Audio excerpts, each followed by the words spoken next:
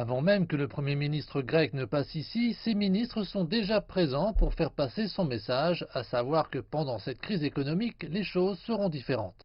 Nous allons continuer à baisser les impôts et essayer de stimuler les investissements pour accroître la compétitivité de l'économie grecque. Le Premier ministre Kyriakos Mitsotakis a été salué pour sa gestion de la pandémie de coronavirus jusqu'à présent. Cependant, aucun pays n'est à l'abri de retombées économiques et sur ce fond, le fait est que la Grèce reste l'un des pays les plus vulnérables d'Europe. Kyriakos Mitsotakis est donc venu dans la ville portuaire de Thessalonique pour annoncer une nouvelle série de mesures visant à la maintenir à flot. Cet endroit a été durement touché par un manque de touristes cette année, en plus de l'annulation d'un salon majeur qui devait avoir lieu cette semaine. Un des éléments qui ont déjà été annoncés est un nouveau cycle de prêts lié à un fonds massif de sauvetage de l'Union européenne convenu plus tôt cette année. Celui-ci vise spécifiquement à soutenir les petites entreprises comme celle-ci dans le centre-ville, là où seule la possibilité d'un accès facile aux fonds en temps de crise a été bien accueillie.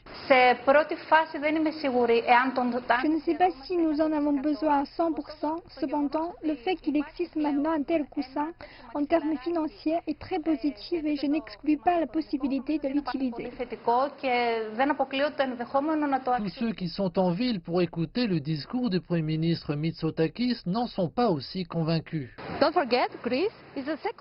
N'oubliez pas, pour la Grèce, c'est la deuxième vague depuis 2015. D'abord, nous avons eu la crise économique et maintenant nous avons la crise du Covid. Si après avoir récupéré cet argent, nous devons le rembourser, ça ne nous aide pas. La Grèce surmonte cette tempête mieux que certains en ce moment, mais Athènes n'a qu'une marge de manœuvre limitée.